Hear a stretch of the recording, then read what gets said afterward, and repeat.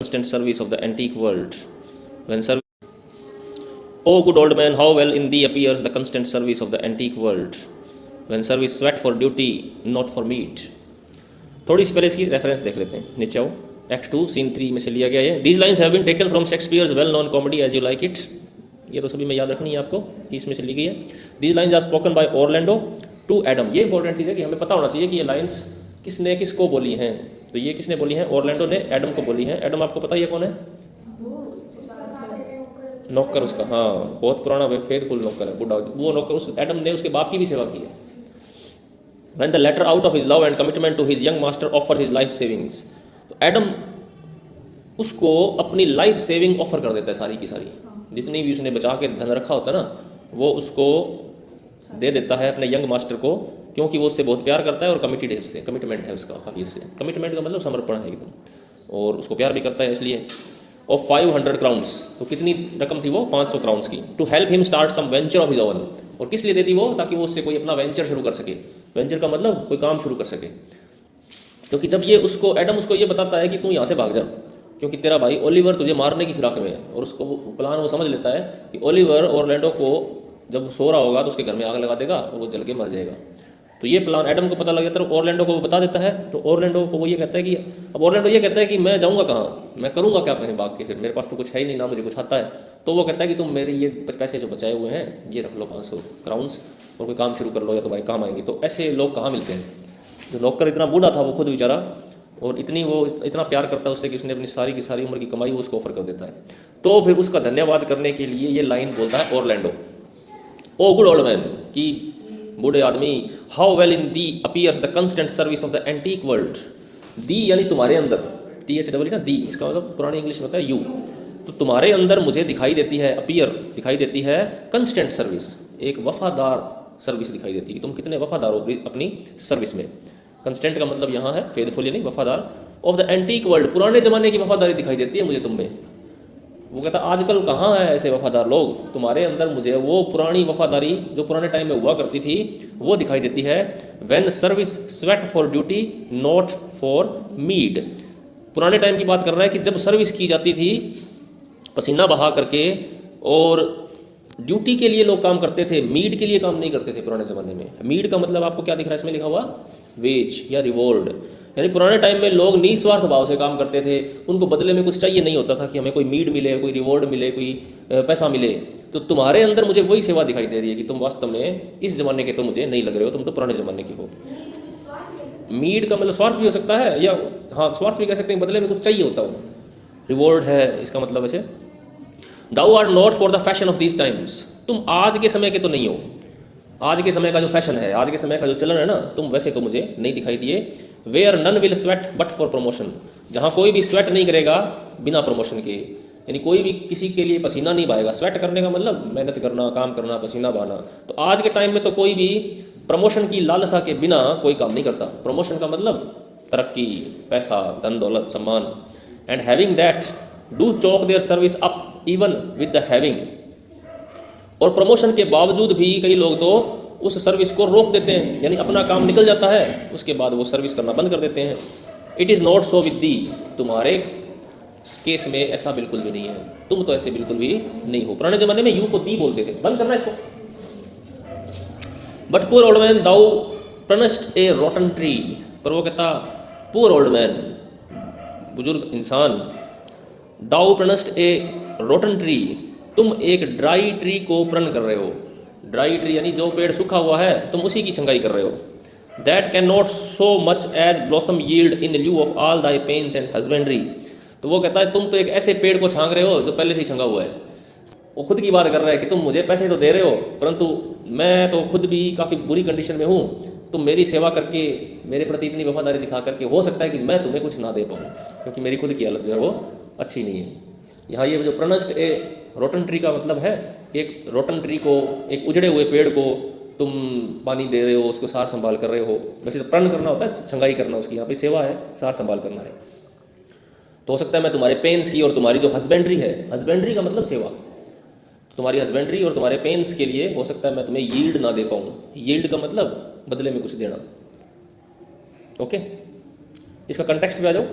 Having come to know Oliver's malicious plan to put Orlando to death by burning his lodging, Adam apprises Orlando of Oliver's mind and requests him to run away from there and take up some profession to eke out his living.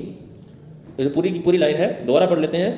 Having come to know Oliver's malicious plan, कि जब Oliver का malicious plan पता लगता है, malicious plan का मतलब बहुत ही बेकार, घटिया, घृणित plan. To put Orlando to death, और वो प्लान क्या था? ऑरलैंडो को मारने का. कैसे? बाय बर्निंग हिज लॉजिंग्स, उसकी लॉजिंग्स को आग लगा करके. लॉजिंग क्या होती है? लॉजिंग, रहने का स्थान, उसको लॉजिंग कहते हैं. एडम अप्राइजेज ऑरलैंडो, अब एडम ऑरलैंडो को बता देता है. अप्राइज करने का मतलब सूचना दे देना. ऑफ ऑरलैंडोज माइंड, ऑरलैंडो के माइंड के बारे में, ओलिवर्स माइंड, सॉरी, ओलिवर के माइंड के बारे में, ओलिवर के माइंड के बारे में नहीं, ओलिवर के जो प्लान है उनके बारे में. And request him to run away from there, और उसको रिक्वेस्ट करता है कि तुम यहाँ से भाग जाओ. And take up some profession, और कोई प्रोफेशन ले लो हाथ में, यानी कोई काम ले लो हाथ में. To eke out his living, ताकि तुम अपनी लिविंग कमा सको, अपना गुजारा कर सको. He also wonders as to why Orlando is so virtuous and noble that others get jealous of him. वो इस बात में भी वंडर करता है कि ऑरलैंडो इतना वर्चुअस और नोबल कैसे है, क्यों है इतना वर्चुअस और नोबल. वर्चुअस का मतलब गुणी, और नोबल का मतलब भला आदमी. तो वो एडम ये कह रहा है कि ओलिवर को इस बात से जेलसी है कि तुम इतने गुणी हो, तुम इतने नोबल हो, बाकी सभी तुमसे ईर्ष्या करते हैं. ओलिवर को भी तुमसे ईर्ष्या होती है. He asks him to take him into his service and he even at the age of 80 will prove to be a useful man. और वो उसको कहता है कि मैं अभी भी तुम्हारी सर्विस करने को तैयार हूँ, भले ही मेरी एज कितनी हो गई है, 80 साल की, परंतु मैं अभी भी तुम्हारे लिए यूजफुल होगा, मेरे को अपने पास रखो. Many end their career at 80 but he is going to begin it. आगे वो ये भी कहता है कि बहुत सारे लोग तो 80 साल की उम्र में कैरियर खत्म करते हैं, यानी नौकरी करना छोड़ देते हैं, लेकिन मैं शुरू कर रहा हूँ तुम्हारी नौकरी करना.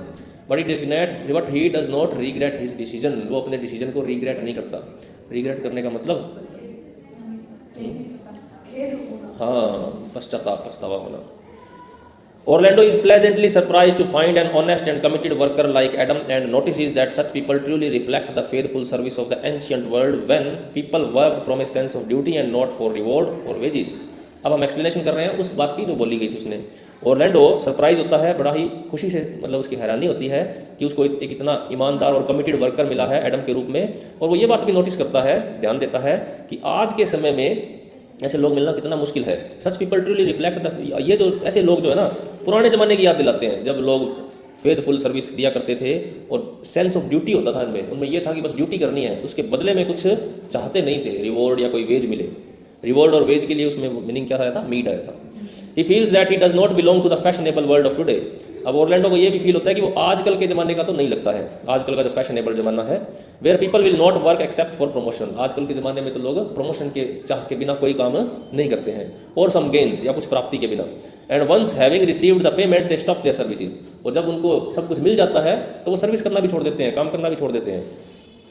विच is not so with him, ऐसा उसके साथ बिल्कुल नहीं है, एडम के साथ. But he reminds the old man that he is trimming a tree which is dry and struck. परंतु वो फिर उस नौकर को याद दिलाता है कि अरे भाई, तुम तो एक ऐसे ट्री को ट्रिमिंग कर रहे हो जो स्ट्रक विद मोस्ट मिसफॉर्च्यून है, जो दुर्भाग्य का शिकार है.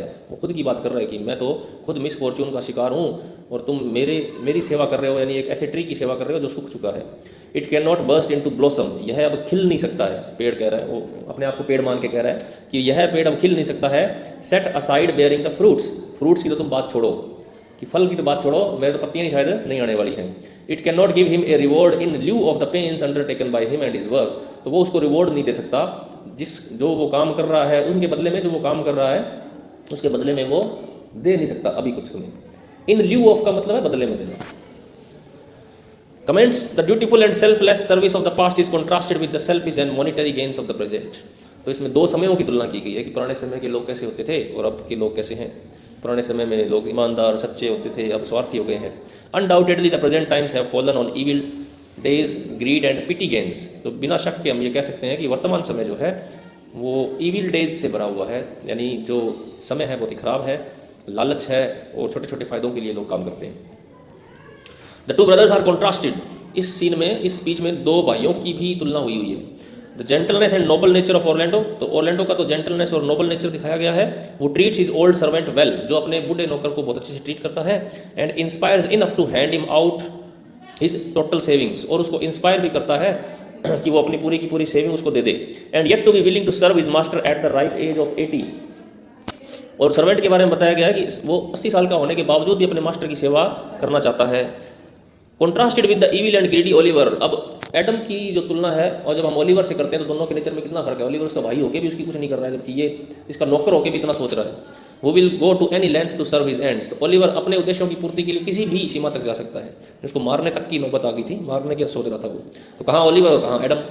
Oliver treated Adam most contemptuously calling him a dog thereby losing his faithful service. Oliver Adam के साथ भी बुरा व्यवहार करता है, उसको ओल्ड डॉग कहता है वो, तो फिर वो छोड़ देता है उसकी नौकरी। There is an appropriate simile comparing Orlando to a rotten tree. एक सिमिली भी यूज हुई ना, इसमें ऑरलैंडो ने अपनी तुलना किससे की है? रोटन ट्री से की है। अगली एक्सप्लेनेशन कर लेते हैं। It is my only suit. Suit का मतलब यहाँ क्या है? रिक्वेस्ट से। Provided that you weed your better judgements. बशर्ते, प्रोवाइडेड का मतलब होता है बशर्ते कि तुम अपने माइंड को साफ कर लो। Weed your better judgements of all opinion that grows rank in them that I am wise I must have liberty with all. पहले इसका रेफरेंस देख लेते हैं, फिर ज़्यादा समझ में आएगा। These lines have been taken from Shakespeare celebrated comedy as you like it. These lines are spoken by Jaques to Duke Senior. तो ये लाइनें किसने बोली हैं? जेकस ने। किससे बोली है? ड्यूक सीनियर से। In the forest of Arden in the presence of lords. तो जंगल में बोली गई है जहाँ दूसरे लॉर्ड्स भी बैठे हुए थे। कंटेक्स्ट पढ़ लेते हैं। These lines show the great fondness of Jaques for motley's wear.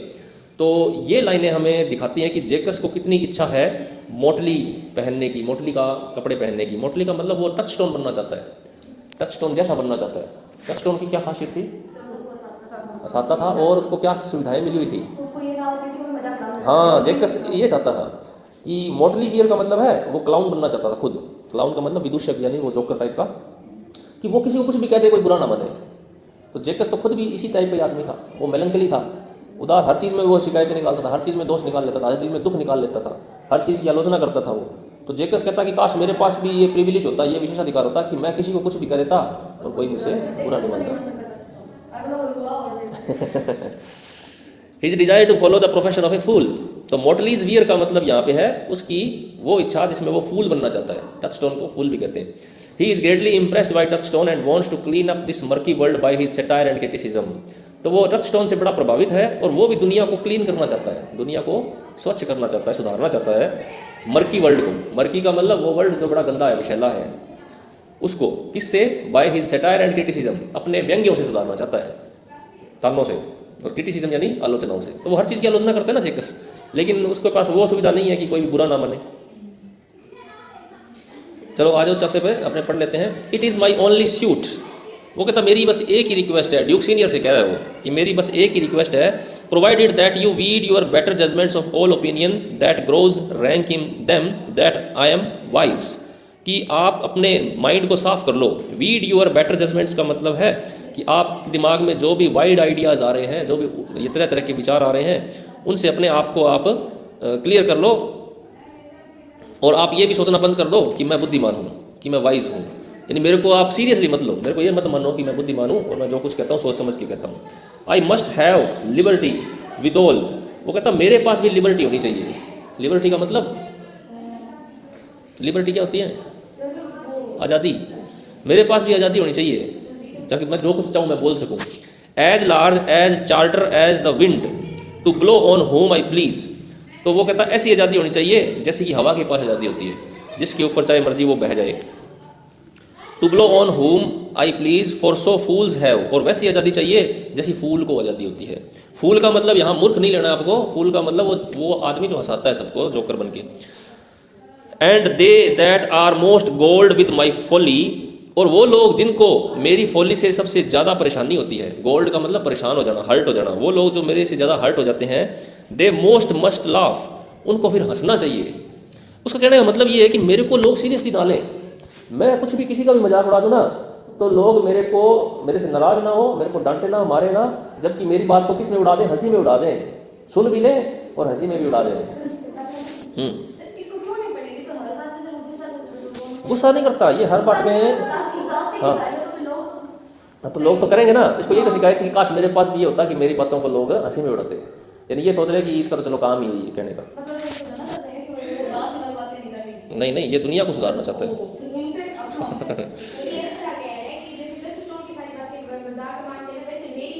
हाँ, मुझको मजाक नहीं माने, उसको समझ लें, लेकिन मुझसे गुस्सा ना हो कि ऐसा क्यों बोल रहा है, क्योंकि उसको तो हर चीज़ में कमी निकालनी है। दुख सुख के मौसम में भी वो दुख की बातें कर लेता है, तो फिर कोई आदमी नाराज़ भी हो सकता है ना। वो कहता है कि नाराज़ ना हो मेरे से, मेरी बातों को वो सीरियसली भी लें, नाराज़ भी ना हो और हंसी में उड़ा दें कि ये तो इसका तो काम ही है बोलने का। They most must laugh and why sir must they do so, तो उनको ऐसा ही करना चाहिए। They why sir must they so, तो उनको ये नहीं पूछना चाहिए अगर मैं कोई ऐसी वैसी बात कह दूं कि मैं ऐसी बात क्यों कर रहा हूँ।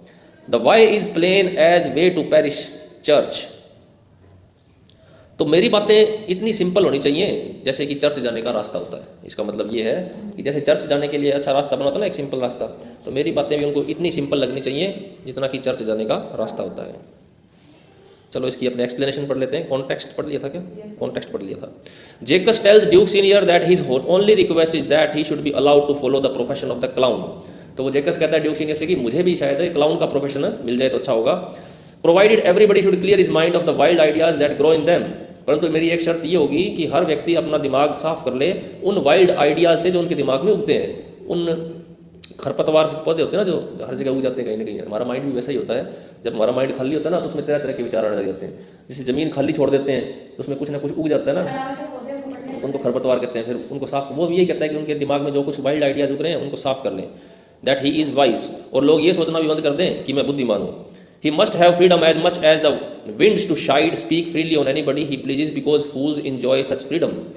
उसको वो फ्रीडम भी मिलनी चाहिए जो हवा के पास होती है। हवा के पास ये फ्रीडम है ना कि वो किसी को भी कहीं पे भी जाके बह सकती है, वो ये नहीं देखती कौन बड़ा आदमी कौन छोटा आदमी है। तो वो कहता मुझे भी ये फ्रीडम मिलनी चाहिए कि मैं जिससे चाहे जैसा भी मजाक कर लूँ। He pleases because fools enjoy such freedom, तो उसको ये लगता है कि फूल के पास ये सारी फ्रीडम होती है तो मुझे भी चाहिए। And those who are most hurt by comic remarks should laugh the most, और उन लोगों को सबसे ज़्यादा हंसना चाहिए जिन पर मैं कॉमिक रिमार्क्स करता हूँ, यानी जिनका मैं मजाक उड़ाता हूँ, वो लोग भी मेरी बात पर हंसें ना कि गुस्सा करें।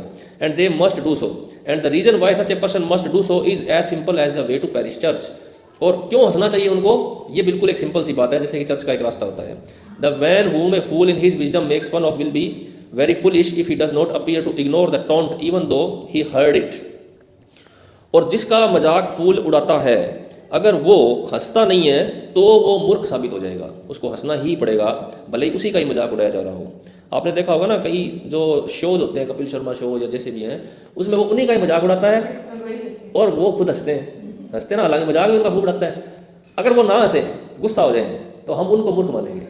किनको? जो गुस्सा रहे हैं। क्यों मानेंगे? क्योंकि हमें पता है ये तो काम ही इसका यही है। अब कपिल शर्मा अगर ऐसी बात नहीं करेगा तो फिर हंसेगा कौन? वो शो क्यों देखेंगे? यही बात वो कह रहा है कि मेरे को भी वैसा ही रोल चाहिए कि मैं जिसका मजाक उड़ाऊं वो हंसे, और अगर वो ना हंसे तो लोग उसी को ही कहें कि तू मूर्ख है, तू हंस क्यों नहीं रहा है। आई बात समझ में? तो वो यही कह रहा है कि अब उसके सामने ये दिक्कत है। अब आप या मैं भी मान लो किसी का मजाक उड़ाएंगे तो हमारे पास वो कपिल शर्मा वाली लिबर्टी, वो प्रिविलेज है नहीं कि हम किसी का मजाक उड़ाएं और वो हमारे पे हंस दे। जिस व्यक्ति का कपिल शर्मा मजाक उड़ा रहा है, आप उसका वैसे ही मजाक उड़ाओगे तो हंसेगा क्या? वो तो आपको नाराज हो जाएगा कि तू कौन होता है मेरे को ये कहने वाला। तो यही वो बात कह रहा है कि अब तो मेरे से लोग नाराज होते हैं, काश मैं फूल होता तो मैं सभी से वो बातें कर लेता और लोग फिर उल्टा हंसते, और अगर लोग ना हंसते तो लोग उन्हीं को कहते कि तू हंस क्यों नहीं रहा। The man whom a fool in his wisdom makes fun of will be very foolish if he does not appear to ignore the taunt even though he heard it, तो अगर वो इग्नोर नहीं कर पाता उस टॉन्ट को, जिस आदमी पर मैं टॉन्ट मारता हूँ अगर वो इग्नोर नहीं करता उसको, वो नाराज होता है तो लोग उसी को ही मूर्ख कहें, लोग उसी को ही खराब कहें। If he does not ignore such foolish remarks the wise man's foolishness is exposed by the glances of the fool. Give me freedom to speak my mind and I will by and by purge the world of the sins provided they patiently receive my medicine. आगे वो एक बात और कहता है कि मुझे बोलने की आज़ादी तो पूरी, और मैं दुनिया को पर्ज कर दूंगा। दुनिया को पर्ज करने का मतलब दुनिया को शुद्ध कर दूंगा उसके सिन से, पापों से। Provided they patiently receive my medicine, परंतु मेरी शर्त ये है कि वो धैर्य से मेरी मेडिसिन को रिसीव करे, यानी मेरी बातों को सुने धैर्य से। Says he. कमेंट्स में it shows another side of जेकस character, तो यहाँ जेकस के कैरेक्टर की हमें एक और अन्य साइड देखने को मिलती है। Touchstone has certainly influenced him and so impressed is he by him that he wants to do what Touchstone does, that is satirize the society. तो वो टचस्टोन की तरह रिमार्क्स कर देना चाहता है आज़ादी से, और उसका उद्देश्य क्या है? सोसाइटी को सैटिराइज करना। सोसाइटी को सैटिराइज करने का मतलब समाज का मजाक उड़ाना, व्यंग्य करना। This speech also shows his cynic approach to mankind, और इस स्पीच से हमें ये पता लगता है कि उसकी मानवता के प्रति अप्रोच कैसी है, मानवता के प्रति साइनिक अप्रोच है उसकी। साइनिक का मतलब, साइनिसिज्म किया था ना हमने वोकैबुलरी में, साइनिक मतलब मानव द्वेषी या शिकायती नेचर का है, हर चीज़ में वो शिकायत करता है, हर चीज़ में वो कमियां ढूंढ लेता है। ओके, बहुत आज के लिए।